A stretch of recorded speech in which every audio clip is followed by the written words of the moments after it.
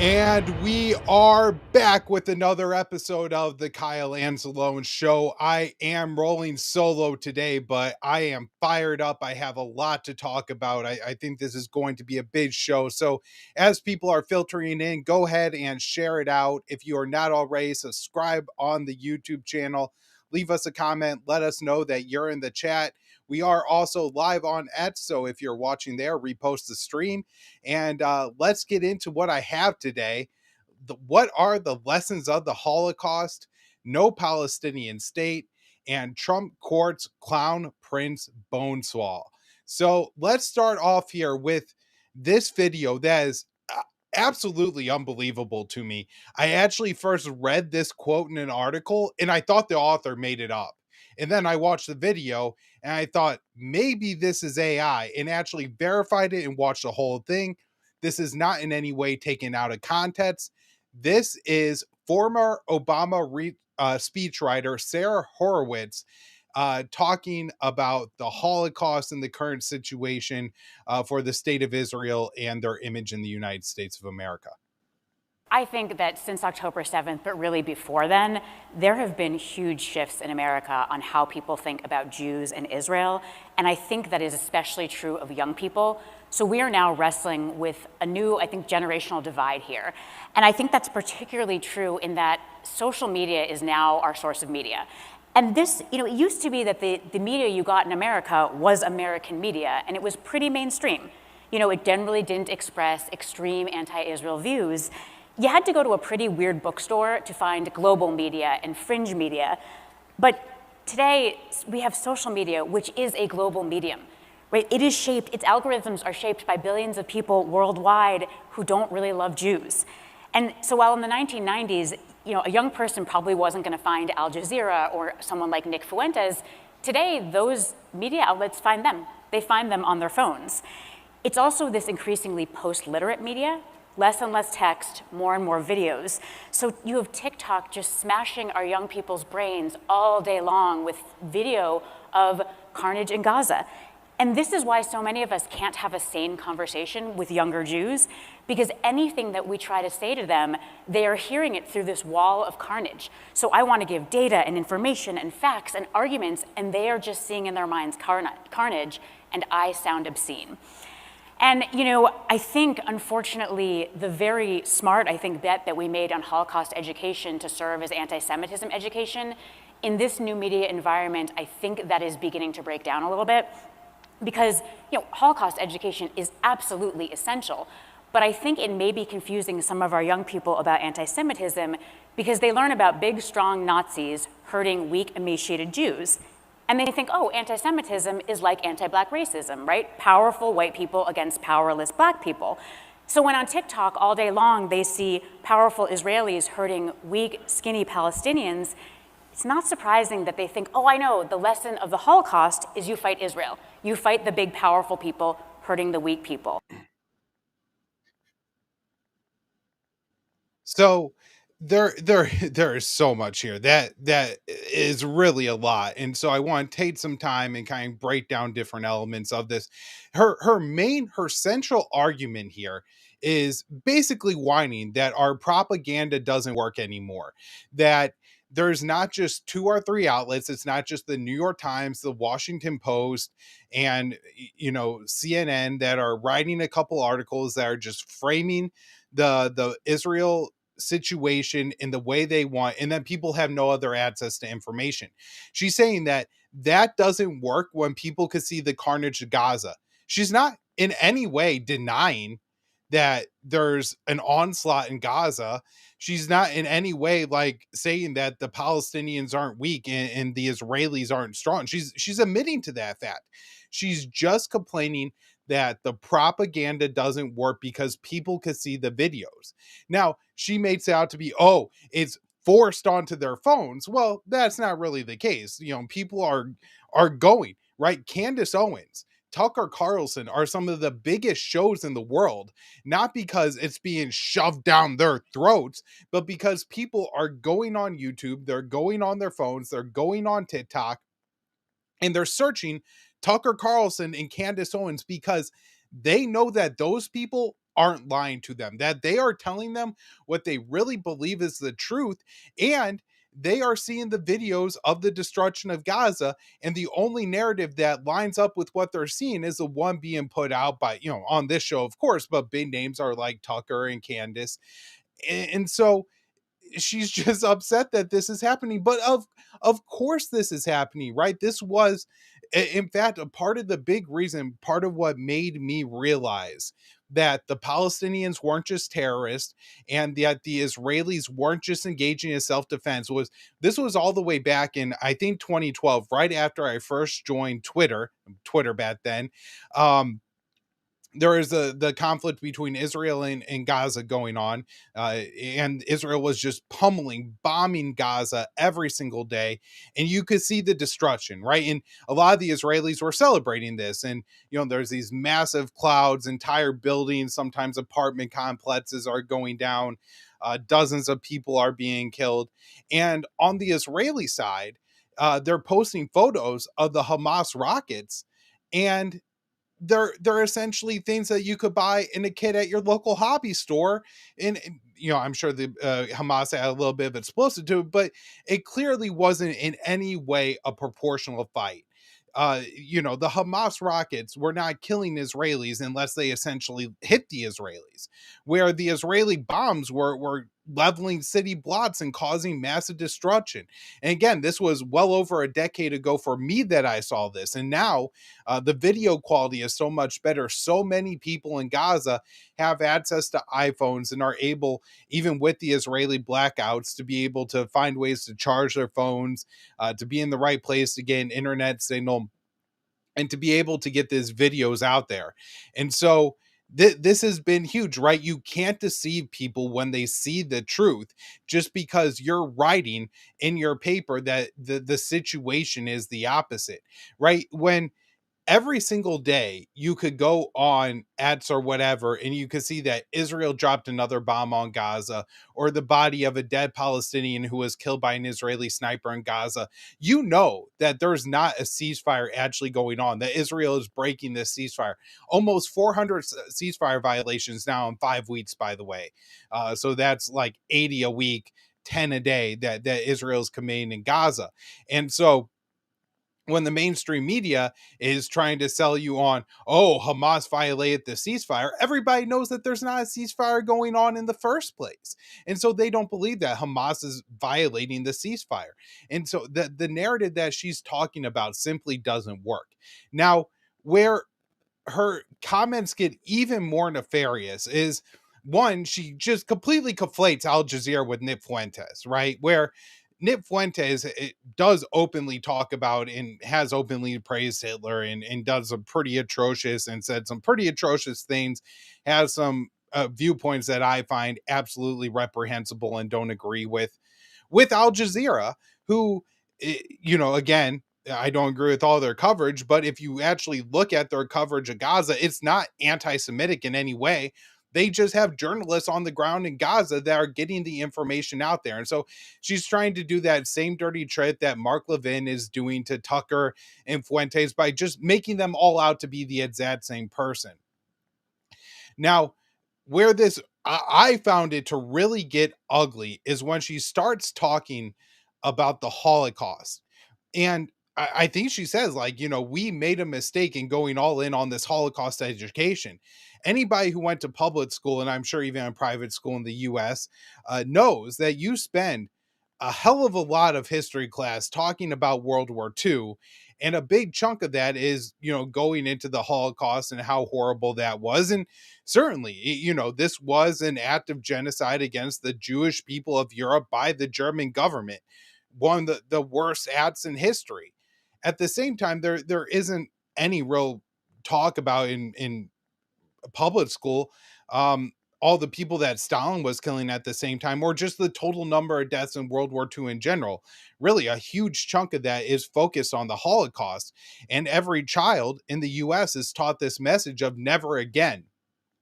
And our interpretation of that was, we can never allow a genocide to happen again, that you can't allow a military power to take over an area, pick one ethnic group of people, and kill them all. And she is saying that that was the wrong message.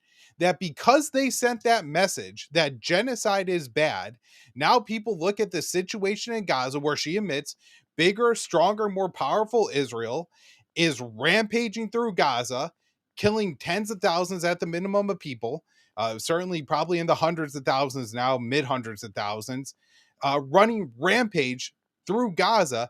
And we're not supposed to like look at the Holocaust when that happened. We're not supposed to say never again then, right? Like she's actually trying to say that never again is just for the Jews. Now, that's absolutely insane. And honestly, Nick Fuentes is probably going to capitalize on this, and all the other, more popular anti-Semites are going to capitalize on this, and they're going to play this video for years and make sure that other people understand that what this lady is saying is that, all their propaganda, it's not meant for you. It's not to defend you and your people or other people. It's only for me and my people.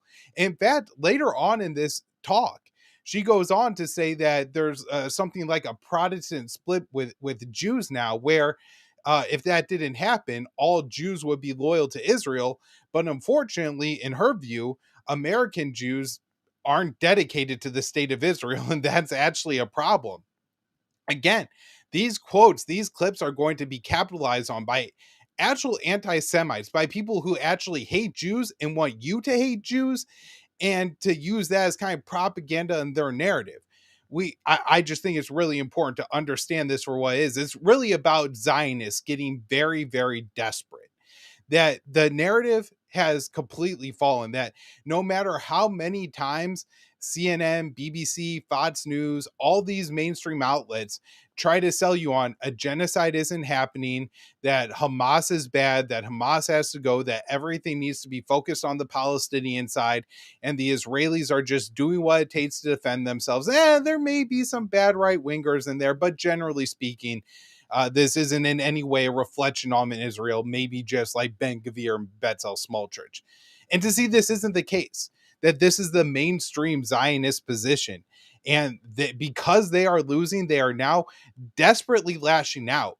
And I've made this point before, but they are trying to make the debate between them and Fuentes, because they think if they could make the debate between, you had to either be Zionist or anti-Semitic, that they are going to win the debate. I honestly think they're going to lose this debate.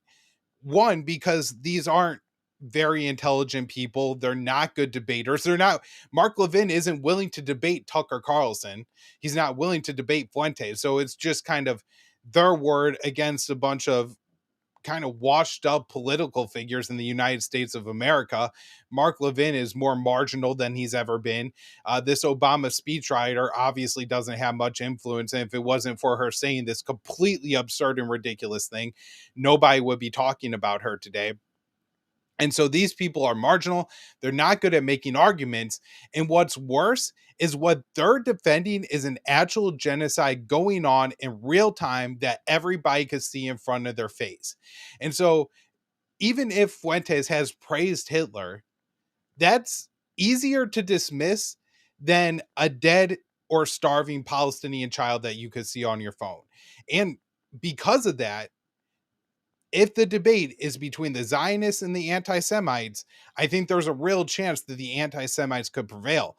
That's why our position, the position of people on the principled left, like Aaron Mate and Matt Blumenthal, is so important, to be able to say that, no, this is an argument that both the Zionists and the anti-Semites want to make, that there are no Jews that are unaligned with Israel, and that all Jews have to kind of serve the state of Israel, and that these are problematic people, and say that, no, this isn't the case.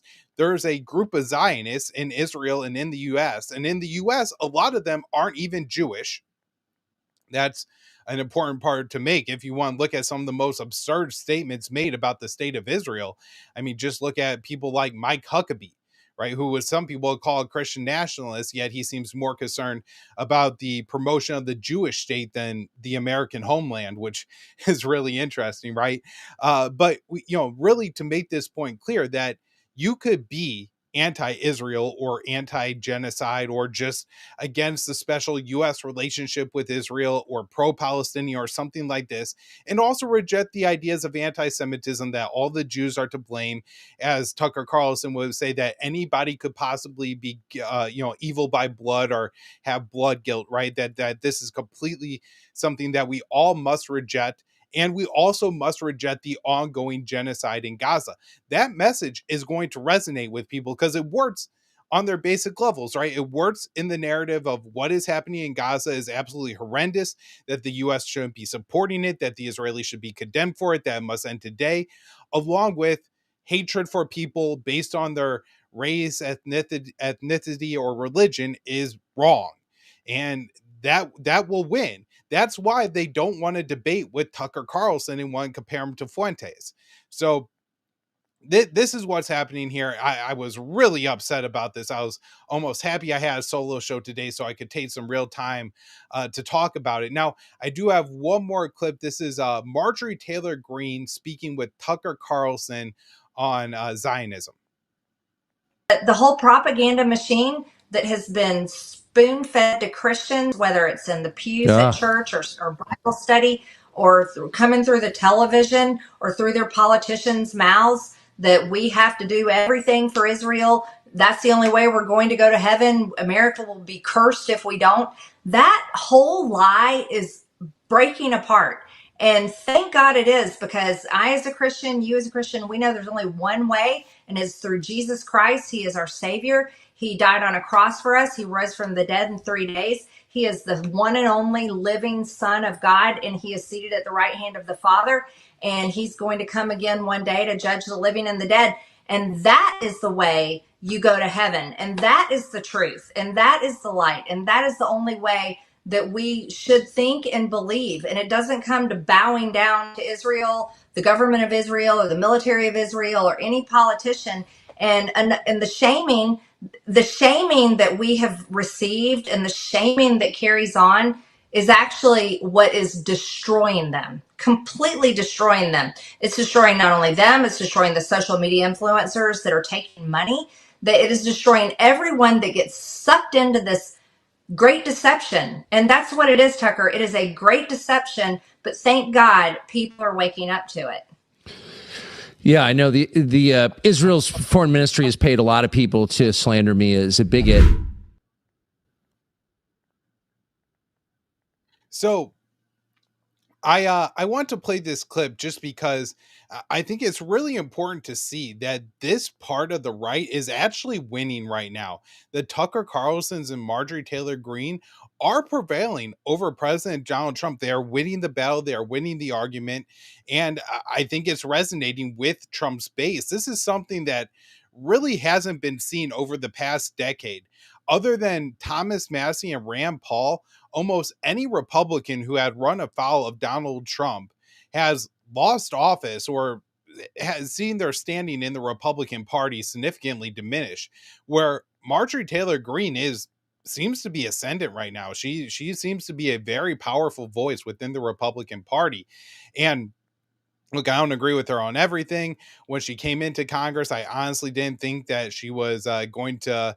I thought she would turn out to be more like Laura Blobert or somebody like that. And turns out she's actually somewhat principled on these issues. She seems to really care about America first. I see one of the commenters say that MTG is riding a wave, and maybe this is the case where she kind of sees where the momentum is going. She read the room better than everyone else. But she has really picked a fight with Donald Trump, and I'm not sure she would have done that just because she was reading the room. And she's gone to battle over this and Epstein. And I think the combination of the two is a message that really, really, really resonates with the American people. That they know that Jeffrey Epstein is a serial pedophile that, for some reason, had contacts with all of our leaders. Even after he was convicted of sex crimes, somehow still gets meetings with a lot of Western leaders and political elites and millionaires and billionaires, people who run the economy and lobby and essentially run Congress. So everybody knows on the face of it that there's something really, really wrong with the Jeffrey Epstein story, and the fact that we don't have all those details yet. people are going to demand them, and they'll vote for any politician who will give them the Epstein files. And I think Trump really, really lost on this issue. And we actually saw him backpedal on it, saying that he's for the release of the Epstein files now. And more importantly for this show on the Israel issue, this side is winning. People can see the genocide happening every single day on their phones, and they know what side of this issue that they're on. All right, so next up here, want to talk about Trump making himself dictator of Gaza. The U.S. pushed for this resolution at the United Nations that establishes a board of peace that will oversee Gaza, and Trump is going to be the chairperson of that board of peace. Now, they're going to pit some Palestinians that they say are going to run Gaza, and maybe they'll have some jobs in making sure the trash is picked up, or this rubble pile is cleared away, or something like that. But generally speaking, it's going to be this board of peace, and of course, peace in quotation modes, March. This isn't a real path to peace, or in any, it's a part of the ethnic cleansing campaign, as we'll get into. But Donald Trump and this board are going to run it. They're going to put international security force in Gaza. And this has generated some really interesting reactions within Israel. So I want to play this first clip of Netanyahu discussing that there will never be a Palestinian state. I want to address two specific topics. The first topic is the alleged demilitarization of the part of Gaza that is under Hamas control. There was no such thing. Even in the 20-point plan and in everything else, this area will be demilitarized and Hamas will be disarmed. Either it will happen the easy way or it will happen the hard way, as I said, and as President Trump also said. And regarding the Palestinian state, our opposition to a Palestinian state on any territory west of the Jordan remains. It is firm and unwavering. It has not changed in the slightest. I have been fending off these attempts for decades now, doing so in the face of both external and internal pressures. So I do not need encouragement, tweets, or lectures from anyone. So there's a couple of really important lies in here that kind of get into the whole peace process for Gaza. One, the hostage exchange and ceasefire deal specifically, and I've read in Fox News, American officials to Fox News saying that they didn't come to a firm agreement on if Hamas would be demilitarized or if Gaza would be disarmed, that they intentionally left that issue on the table so they could get the hostage exchange and the ceasefire in place. And here Netanyahu is bold-faced lying, saying that a part of that agreement is Hamas agreeing to disarm. So just again, an absolute lie from Netanyahu. And one of the reasons this is important, of course, is that Hamas wouldn't have signed on to the agreement if it called for them to disarm, if it called for taking away all the guns out of Gaza and making themselves a completely, utterly vulnerable people to whatever Israel wanted to do to them. They would have never agreed to that, and the hostage exchange and ceasefire would have never went into effect. And by Netanyahu drawing this line, he's ensuring that this ceasefire will never become permanent. Eventually, Israel will go back to war. And that day could be today, by the way. Just before recording this show, I saw reports of over 25 people now killed in Gaza just today. And I think that pushes the death toll over the past 3 weeks up over 300. It was at 276, so that would put it at least 301. That's 60 people a week. Almost 10 people a day that Israel is killing during this so-called ceasefire. So, they may be breaking the ceasefire right now, and this whole conversation could kind of be moot. But assuming Trump forces Netanyahu to at least somewhat abide by this ceasefire for a few more weeks, this Gaza peace plan, the border peace, is going to be a very relevant topic. Now, one of the reasons that I believe Russia and China and didn't veto this at the UN Security Council, and the reason the Arab states voted for it at the Security Council, was because it did have some vague language about how if Hamas does everything right, if the PA does everything right, if the Palestinians do everything right, one day there will be an independent Palestinian state. And Netanyahu right here is just saying that he's never going to allow this to happen.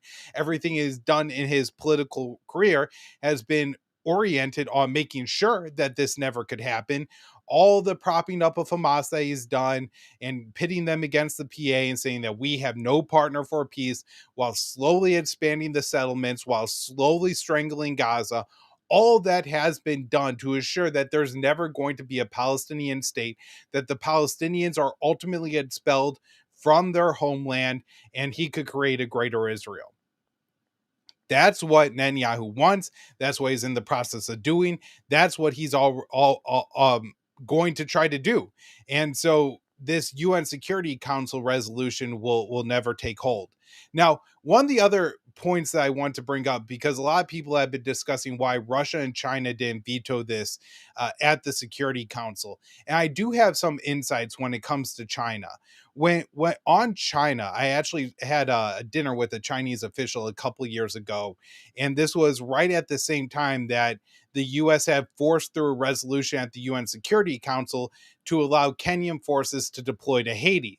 And I asked the Chinese official who worked at the UN why Beijing would allow the US to do this. I said, you know, it's going to be a disaster.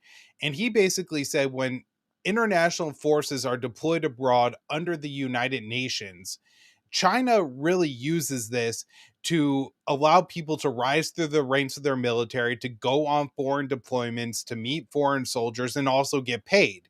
And so, from the Chinese perspective, an opportunity to do this is a good thing, but just increasing the overall peacekeeping measure is a good thing. So I think that's part of the reason why China at least didn't veto this. Now, on the other side of the discussion in Israel is not Betzel Small Church, excuse me, Itmar Ben Gvir. And he gives a speech here where he's talking about how if the UN votes for this resolution that vaguely promises a promise that's likely never to come true, one day for an independent Palestinian state, he wants to kill Palestinian leaders for that. So let's play this clip. And I should mention that he said this before the UN Security Council resolution was passed. Things need to be stated as they are, in the clearest way possible. To this people, to this invented people called the Palestinian people, must not be given a state.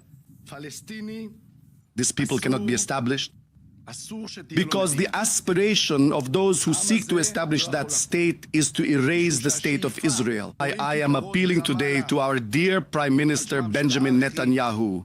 You must declare that Abu Mazen has no immunity whatsoever. If they push for recognition of this invented state, if the UN recognizes this, you, Mr. Prime Minister, must order targeted eliminations of the senior officials of the authority who are terrorists in every sense of the word. And you, Mr. Prime Minister, must order the arrest of Abu Mazen. We have a cell ready for him in Ketziot prison, and he will receive the same conditions as all the other terrorists in prison. And I call on the Prime Minister, arrest Abu Mazen. I'll take care of him. So he's talking about there, by the way, the man wants to capture. That is the head of the Palestinian Authority, I guess the president of the West Bank, it would be more or less his title, Mahmoud Abbas, who I think has only held on to power for so long because Israel hasn't allowed the people in the West Bank to hold elections in well over a decade now. And I think his government is seen as fairly corrupt, and a lot of Palestinians don't like him as kind of a collaborator with the Israelis. And so Ben Gvir is, calling for his arrest, the assassination of other top Palestinian officials in response to the UN passing a Security Council resolution. By the way, Palestine, not only not a member of the UN Security Council, not even a member of the United Nations, he's going to punish all Palestinians because the UN Security Council resolution, UN Security Council passed something. This is just a really disturbing thing that Itmar Ben Gvir said. Now, part of the reason I play this clip is I want to talk about this Nets thing, where Twitter has taken away the auto translate for the Hebrew. And so if you go to Itmar Ben Gvir's account, you now have to go through the extra step of either having a plugin like I do or something else to translate what he wrote on X. But even more interesting is yesterday, I actually want to write this story on Itmar Ben Gvir, want to go to his Ets account, and it wouldn't even come up in the search feature.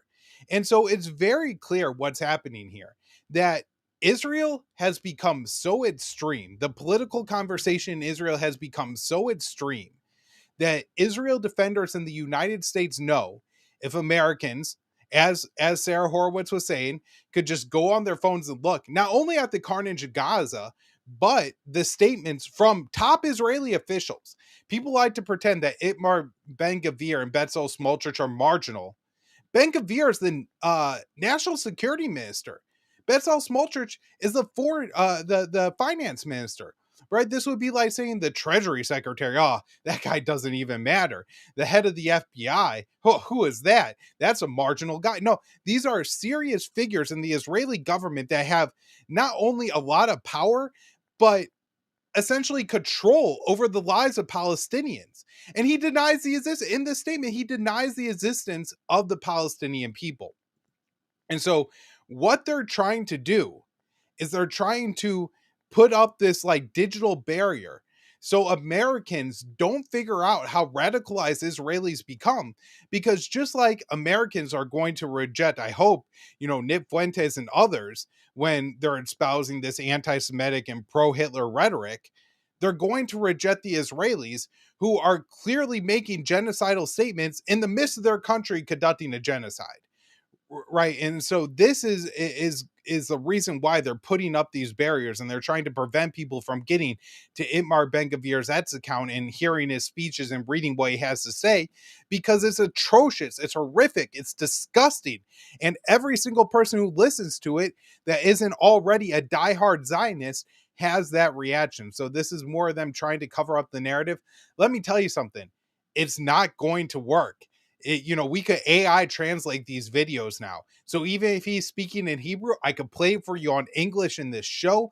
And there are, so many other podcasters out there who are able to do what I do and to be able to put this message out there and get the word out there. And then the auto translate features, even if Ets doesn't do it itself, Google will do it for you. I have this nice plugin that does it for me, that I feel like is very accurate in the translations enough so I could use them in my articles. So, even if they make it a little bit more difficult, we could all still find the truth.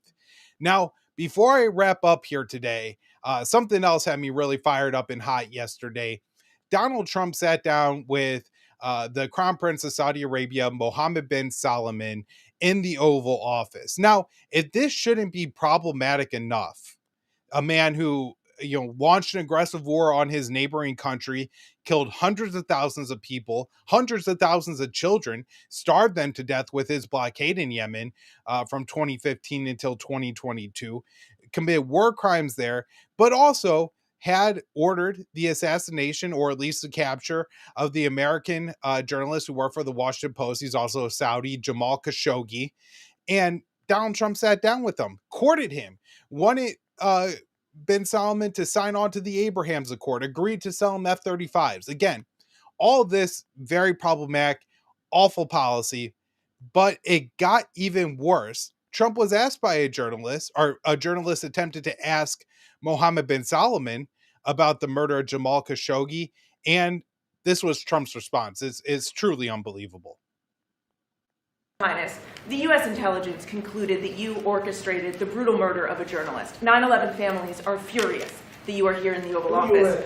Why should Americans trust you? And the same to you, Mr. President. Now, who are you with? I'm with ABC News, sir. You're with who? ABC News, sir. Fake news. ABC fake news. One of the But the worst. question is One of the legitimate, worst sir. in the business. But I'll answer your question. Thank you.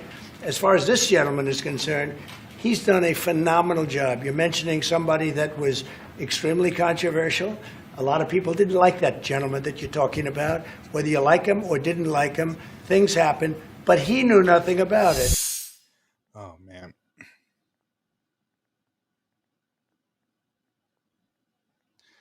Oh, okay. So, anyways, a lot going on here. First off, that Trump would attack the American journalist for asking a foreign leader a question is kind of absurd. But in this sense, it's really crazy. This is a legitimate question. This man maybe could be tried in American court since he did kill an American journalist. Yet Trump is welcoming to the Oval Office, uh, giving him deals. But then he goes on to smear Khashoggi, who, not to go into his whole legacy, but in this context, he was the victim of a gruesome murder and dismemberment that U.S. intelligence concluded happened because of the direction of Mohammed bin Salman, the man sitting next to Donald Trump, is just absolutely despicable. Now, other than my visceral reaction here, I did want to say one more thing about Trump's whole summit with Mohammed bin Salman. So, what Trump wanted to do is to get Saudi Arabia to sign on to the Abraham Accords. And Saudi Arabia was demanding a mutual defense pact with the United States, a Japanese style defense pact from the United States. And they didn't get that, and Saudi Arabia didn't join the Abraham Accords, which, of course, are a series of deals where Muslim countries agree to normalize ties with Israel before Israel agrees to allow a Palestinian state. Now, apparently, the hangup in all of this was Benjamin Netanyahu, who refuses to give a pathetic little, maybe one day there will be a Palestinian state if the Palestinians all comply and act correctly and they do the right things. That's all Mohammed bin Salman is asking for. And Netanyahu refuses to do that. So I think MBS calculates that he just doesn't have the political capital to go ahead and agree to the Abraham Accords when there's not even a promise that everybody knows won't come true, that there will one day be a Palestinian state. Now, interesting in all this, Israel was actually pressuring the US not to agree to sell Saudi Arabia F-35s until Saudi Arabia joined the Abraham Accords. Now, the US went ahead and sold Saudi Arabia F-35s. And I think maybe the most crucial thing that happened during this meeting was the US agreed to transfer some nuclear technology to Saudi Arabia. Now, the press release and the discussions seemed a little bit vague to me. I haven't really hammered this down, but what the US had been working on with Saudi Arabia was what's known as a 1-2-3 agreement, where Saudi Arabia would have a nuclear power plant and the US would provide Saudi Arabia with all the materials they need. And they wouldn't have their own capacity to enrich uranium or work nuclear material, which of course could be used to build a nuclear weapon. And again, that's called a 1-2-3 agreement. We have it with the UAE. Saudi Arabia wants to have a full domestic nuclear program, and they'll say it's geared for energy, but they would be able to enrich uranium, and then theoretically they would have like the components to be able to build a nuclear weapon once they have enrichment and the ability to work the uranium. Now, there's a lot of steps and gaps in there and everything like that. So I'm really interested in the details of this agreement to see if the US went ahead and gave Saudi Arabia this nuclear technology without the restrictions like we did the UAE. If so, it's going to make it a lot harder for the US to negotiate an agreement with the Iranians, because Iran is going to say, well, if Saudi Arabia has the ability to enrich nuclear material, then how can you say that another, Islamic country can't? Right. And so I think this will make that sale even harder to get a nuclear deal done with Iran. Not as if there's already a lot of hills to climb at this point. All right, everyone, that'll do it for today. I saw a lot of you active in the chat. Really appreciate it. The show's growing. We're getting good numbers, and it's because of the support of all you guys. So if you could just do me a quick favor, help me out. Make sure you've already liked this show. Share out this show. If you don't have time to share it, just recommend it to somebody when you do have time. And be sure to subscribe to the YouTube channel. I really appreciate it, guys, and we'll be back with another show tomorrow.